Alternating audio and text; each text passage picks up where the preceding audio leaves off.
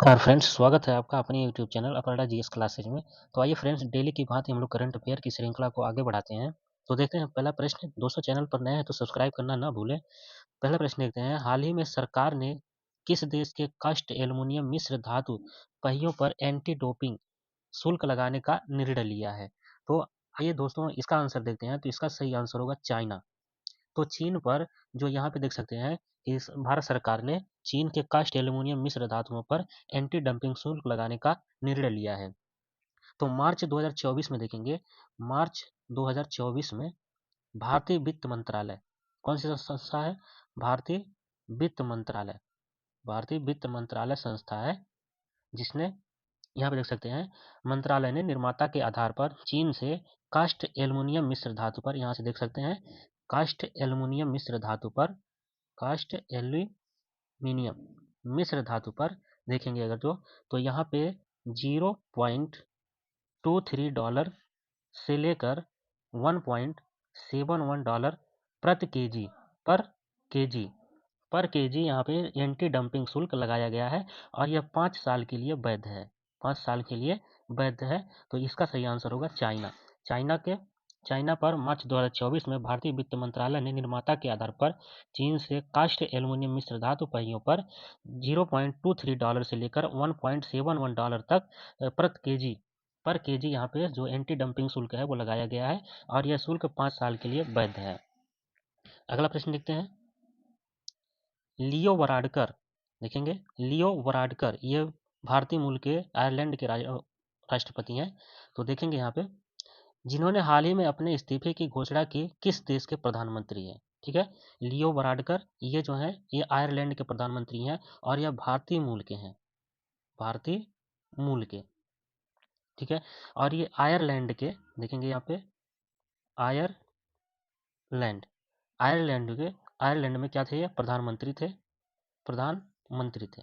इन्होंने हाल ही में इस्तीफा दे दिया है, हाल ही में इन्होंने इस्तीफा देने का घोषणा कर दिया है और व्यक्तिगत और राजनीतिक उद्देश्यों का हवाला देते हुए, ठीक है, इन्होंने पद से और पार्टी से, दोनों से इन्होंने अचानक इस्तीफा दे दिया है। तो इनका सही आंसर होगा आयरलैंड। ये आयरलैंड के प्रधानमंत्री थे, भारतीय मूल के। अगला देखते हैं, हाल ही में नॉर्थ ईस्ट गेम्स 2024 का तीसरा संस्करण कहाँ शुरू किया गया? तो हाल ही में नॉर्थ ईस्ट गेम्स 2024 का तीसरा संस्करण देखते हैं, तो यह नागालैंड में शुरू किया गया है। कहाँ पे? नागालैंड में इसकी शुरुआत की गई है। तो नागालैंड के जो सीएम है, सीएम नेफ्यू रियो, इनके द्वारा उद्घाटन किया गया है, इनके द्वारा उद्घाटन किया गया है। और कहाँ पे? नागालैंड में centre for sporting centre for sporting excellence, कहाँ पे? सोविमा में, नागालैंड में ही है यह संस्था, सोविमा में इसका उद्घाटन किया गया था सीएम नेफ्यू रियो के द्वारा। और इसमें 8 पूर्वोत्तर राज्य के लगभग 3000 से अधिक खिलाड़ी, 8 पूर्वोत्तर राज्य के लगभग 3000 से अधिक खिलाड़ी, अधिक जो खिलाड़ी होंगे इस खेल में 15 खेलों में प्रतिस्पर्धा करेंगे, यानी कि भाग लेंगे, प्रतिस्पर्धा करेंगे। तो यहाँ पे देख सकते हैं। तो नॉर्थ ईस्ट गेम 2024 का तीसरा संस्करण नागालैंड में शुरू हुआ था। नागालैंड में कहाँ पे? सेंटर फॉर, देखेंगे, centre for sporting excellence Sovima में इसकी शुरुआत हुई थी। सीएम नेफ्यू रियो के द्वारा इसका उद्घाटन किया गया और 8 पूर्वोत्तर राज्यों के 3000 से अधिक खिलाड़ी शामिल होंगे जो 15 खेलों में अपनी प्रतिस्पर्धा करेंगे। अगला प्रश्न देखते हैं, हाल ही में चौथे संघाई कारपोरेशन ऑर्गेनाइजेशन या सीईओ स्टार्टअप फोरम का आयोजन कहाँ किया गया? तो इसका जो आंसर देखते हैं, जो चौथा यहाँ पे देखेंगे, चौथा सीईओ स्टार्टअप फोरम, इसका जो आयोजन है ये हाल ही में 19 मार्च 2024 को नई दिल्ली में आयोजित किया गया है। कहाँ पे? नई दिल्ली में आयोजन हुआ इसका। और इसका उद्देश्य क्या था? इसका उद्देश्य था एससीओ सदस्य देशों के बीच नवाचार, रोजगार और सृजन की सहयोग को बढ़ावा देना। इसका जो उद्देश्य था, देखेंगे उद्देश्य भी एक बार देख लेंगे। इसका उद्देश्य नई दिल्ली में आयोजित हुआ था 19 मार्च 2024 को। इसका उद्देश्य जो एससीओ सदस्य के देश हैं, एससीओ सदस्य देशों के बीच नवाचार नवाचार रोजगार सृजन और सहयोग को बढ़ावा देना। सहयोग को बढ़ावा देना इसका क्या था, मुख्य उद्देश्य था। तो देखेंगे हाल ही में चौथे संघीय कारपोरेशन ऑर्गेनाइजेशन या सीओ स्टार्टअप फोरम का आयोजन नई दिल्ली में किया गया 19 मार्च 2024 को, और चौथा स्टार्टअप फोरम है। इसका उद्देश्य क्या है, एससीओ सदस्य देशों के बीच नवाचार, रोजगार सृजन और सहयोग को बढ़ावा देना। अगला प्रश्न देखते हैं, हर वर्ष किस दिन नस्लीय भेदभाव उन्मूलन के लिए अंतर्राष्ट्रीय दिवस के रूप में मनाया जाता है? तो यह जो मनाया जाता है, यह संयुक्त राष्ट्र, यहाँ पे देखेंगे संयुक्त राष्ट्र महासभा के द्वारा मनाया जाता है। और यह क्यों मनाया जाता है, तो देखेंगे यहाँ पे 1960 में उस दिन को याद किया जाता है, उस दिन को याद किया जाता है जब दक्षिण अफ्रीका में नस्लीय भेदभाव के चलते गोलीबारी में 69 लोगों की मौत हो गई थी। 69 लोगों की इसमें मौत हो गई थी। और यह प्रतिवर्ष 21 मार्च को मनाया जाता है। प्रतिवर्ष 21 मार्च को प्रतिवर्ष मनाया जाता है संयुक्त राष्ट्र महासभा द्वारा। इसकी घोषणा की गई थी 21 मार्च को। ठीक है, तो इसका जो सही आंसर होगा 21 मार्च। हर वर्ष किस दिन नस्लीय भेदभाव उन्मूलन के लिए अंतर्राष्ट्रीय दिवस के रूप में मनाया जाता है, तो 21 मार्च को मनाया जाता है। प्रतिवर्ष संयुक्त राष्ट्र महासभा के द्वारा इसकी घोषणा की गई थी और 1960 में उस दिन को याद करने के लिए मनाया जाता है कि जब दक्षिण अफ्रीका में नस्लीय भेदभाव के चलते गोलीबारी की गई थी, जिसमें 69 लोगों की मौत हो गई थी। हाल ही में एसबीआई कार्ड ने किसके सहयोग से नया क्रेडिट कार्ड लॉन्च किया है?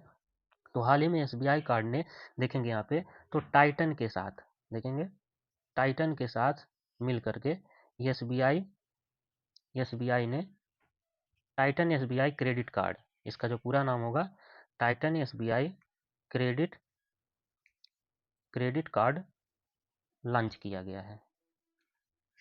लॉन्च किया गया है, ठीक है। और टाइटन के सहयोग से टाइटन एसबीआई कार्ड लॉन्च किया गया यहाँ पे। और यह एक प्रकार का क्रेडिट कार्ड है। क्या है? Credit card. और इससे क्या बेनिफिट होने वाला है, तो आइए इससे बेनिफिट भी देख लेंगे। इसे जो लाभ होने वाला है, लाभ क्या होगा, अगर आप कोई भी इससे क्रेडिट कार्ड से कोई भी जो बिजनेस करते हैं यहाँ पे, जैसे कोई शॉपिंग करते हैं या कुछ भी करते हैं, तो इसमें कैशबैक के साथ यहाँ पे बाउचर, क्या चीज़ देखेंगे, बाउचर बाउचर और बाउचर के साथ रिवार्ड, इन सभी से कैशबैक, बाउचर, रिवार्ड के थ्रू जो लाभ होगा वो लगभग 2 लाख से अधिक 2 लाख से अधिक का लाभ होगा। ठीक है, इसको दो कंपनियों ने मिलकर स्टार्ट किया है, एसबीआई और टाइटन। तो यहाँ पे देख सकते हैं जो एसबीआई के जो फोटो में देखिए लेफ्ट में, यानी कि ये लेफ्ट में अगर देखेंगे तो अभिजीत चक्रवर्ती एमडी एंड सीईओ हैं एसबीआई कार्ड के, और राइट में अगर देखेंगे तो सीके वेंकट रमन है एमडी हैं टाइटन कंपनी के। तो इस तरह से दोनों कंपनियों ने मिलकर लॉन्च किया है टाइटन एसबीआई क्रेडिट कार्ड।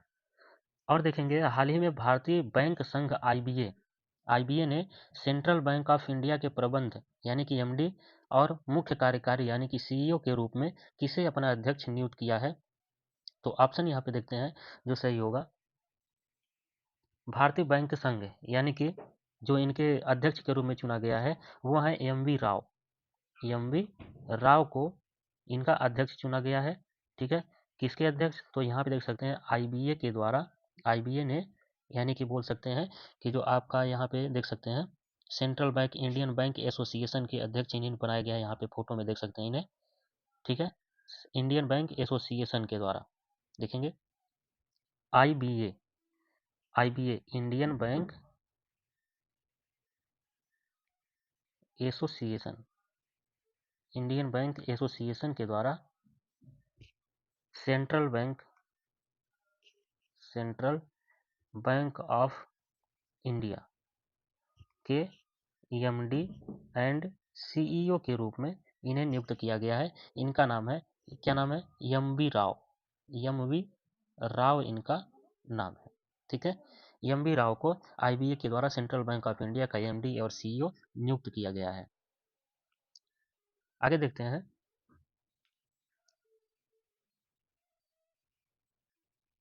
हाल ही में माइक्रोसॉफ्ट के एआई डिवीजन के प्रमुख के रूप में किन्हें नियुक्त किया गया है? तो हाल ही में जो माइक्रोसॉफ्ट के देखेंगे यहाँ पे, माइक्रोसॉफ्ट के एआई के रूप में एआई ब्रिटिश आर्टिफिशियल इंटेलिजेंस जिन्हें चुना गया है, इसका जो प्रमुख चुना गया है वो मुस्तफ़ा सुलेमान को नियुक्त किया गया है। इसका राइट आंसर होगा मुस्तफ़ा सुलेमान। ये अपने एआई प्रभाव का प्रमुख नियुक्त किया है। किसे? माइक्रोसॉफ्ट ने एआई माइक्रोसॉफ्ट ने अपने एआई प्रभाव का प्रमुख नियुक्त किया है।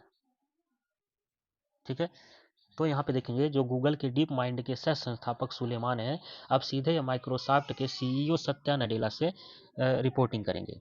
ठीक है, तो इसका राइट आंसर हो जाएगा मुस्तफ़ा सुलेमान। अगला प्रश्न देखते हैं। हाल ही में इंडियन स्टील एसोसिएशन के अध्यक्ष नियुक्त किए गए हैं। तो इंडियन स्टील एसोसिएशन के अध्यक्ष जो नियुक्त किए गए हाल ही में, वो कौन कहे गए हैं? तो जिंदल स्टील एंड पावर के अध्यक्ष देखेंगे, जिंदल स्टील एंड पावर के अध्यक्ष जो हैं, कौन है? नवीन जिंदल। इनके अध्यक्ष नवीन जिंदल। इनको इंडियन स्टील एसोसिएशन के अध्यक्ष के रूप में नवीन जिंदल को नियुक्त किया गया है। और इंडियन स्टील एसोसिएशन का अध्यक्ष इन्हें चुनने के बाद देखेंगे इन्होंने किसका स्थान लिया है। इन्होंने जो स्थान लिया है वो निप्पॉन स्टील कंपनी के, निप्पॉन स्टील इंडिया के सीईओ दिलीप ओमन का स्थान लिया है। किसका स्थान लिया है? दिलीप ओमन का स्थान इन्होंने लिया है। तो देखेंगे हाल ही में इंडियन स्टील एसोसिएशन के अध्यक्ष के रूप में जिंदल स्टील एंड पावर के अध्यक्ष नवीन जिंदल को चुना गया है। और ये किसका स्थान लेंगे? निप्पॉन स्टील इंडिया के सीईओ दिलीप ओमन का स्थान लेंगे। अगला प्रश्न देखते हैं। हाल ही में इंडियन स्टील, अच्छा ये तो हो गया। नेक्स्ट क्वेश्चन चलते हैं। हाल ही में अश्विनी कुमार को किसके अध्यक्ष के रूप में चुना गया है? तो 10वां प्रश्न देखते हैं। जो अश्विनी कुमार जी हैं, अश्विनी कुमार को एफ आई ई ओ के नए अध्यक्ष के रूप में चुना गया है। अब एफ आई ई ओ क्या है? तो देखते हैं। Federation of Indian export organisation इसको, इसी के अध्यक्ष के रूप में अश्विनी कुमार जी को नियुक्त किया गया है। तो अगला देखते हैं टॉपिक। आते हैं कुछ साइंस से संबंधित प्रश्न देखते हैं। साइंस, तो साइंस में पीयूष ग्रंथि, यह कपाल की स्फेनॉइड हड्डी में एक गड्ढे में स्थित होती है। इसको सेल टर्सिका क्या कहा जाता है? सेल टर्सिका के रूप में जाना जाता है। इसका भार लगभग 0.6 ग्राम होता है और इसे मास्टर ग्रंथि के रूप में भी जाना जाता है। तो आइए देखते हैं पीयूष ग्रंथि से निकलने वाले हार्मोन। तो एसटीएच हार्मोन पहला देखेंगे। एसटीएच हार्मोन, तो एसटीएच हार्मोन क्या होता है? तो यहाँ इसका जो पूरा नाम होता है सोमैटोट्रॉपिक हार्मोन। सोमैटोट्रॉपिक हार्मोन क्या होता है? तो यहाँ पे देखेंगे शरीर की वृद्धि में विशेष रूप से अगर देखा जाए, विशेष रूप से तो हड्डियों की वृद्धि देखेंगे, हड्डियों की वृद्धि का नियंत्रण करती है। हड्डियों की वृद्धि को नियंत्रित करती है। और इसकी अधिकता से देखेंगे, अगर इसकी अधिकता हो जाती है, ठीक है, अधिकता से इसमें विशाल कायत्व नामक विकारक आ जाता है। विशाल कायत्व का मतलब क्या होता है? विशाल कायत्व जो भी विकार उत्पन्न होता है, इसमें मनुष्य की लंबाई सामान्य रूप से बहुत अधिक बढ़ जाती है विशाल काय में। और इसकी कमी से बौनापन, एसटीएच हार्मोन जो होता है, इसकी कमी से बौनापन हो जाता है। बौनापन। अगला देखते हैं। TSH hormone. TSH हार्मोन क्या होता है? तो इसका मतलब thyroid stimulating hormone. Thyroid stimulating hormone. Stimulating hormone इसका फुल फॉर्म है। और यहाँ पे देखेंगे जो थायराइड स्टिमुलेटिंग हार्मोन है TSH, यह थायराइड ग्रंथि को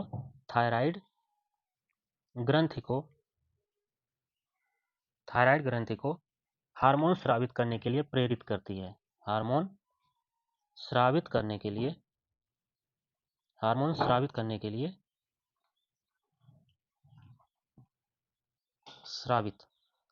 लिए प्रेरित करता है।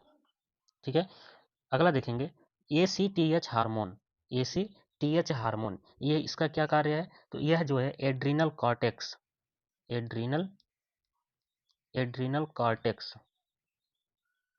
यह एड्रीनल कॉर्टेक्स के स्राव को नियंत्रित करती है।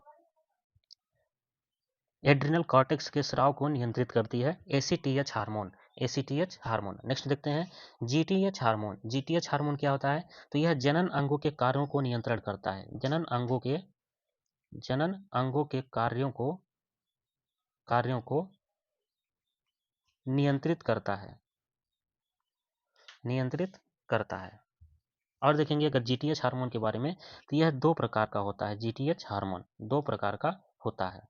ठीक है, 2 प्रकार के कौन कौन से होते हैं? तो इसमें से देखेंगे, एक होता है आपका FSH हार्मोन। ठीक है, FSH हार्मोन यह क्या काम करता है? तो यह शुक्राणु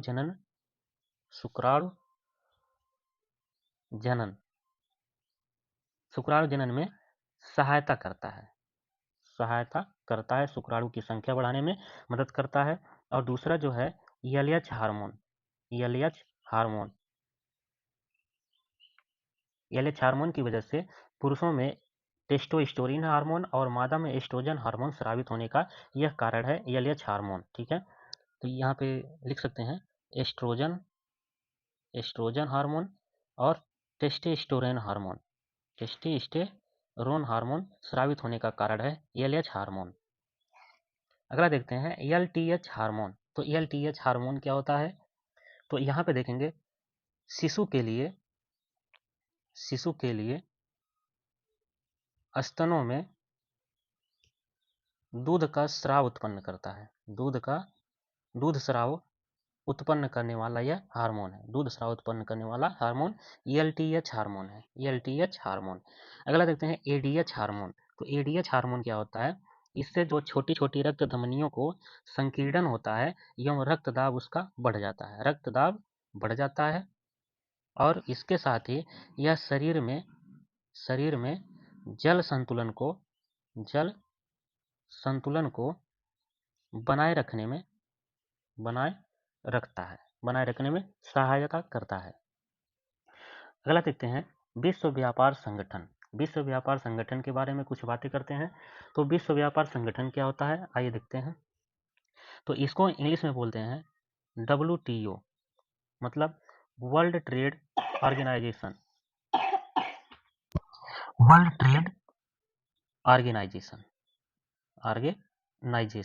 ठीक है, इसकी स्थापना कब हुई थी? इसकी स्थापना अगर जो देखें तो इसकी स्थापना 1 जनवरी 1995 को इसकी स्थापना की गई थी। इसका मुख्यालय कहाँ पे है? इसका मुख्यालय जिनेवा, स्विट्जरलैंड।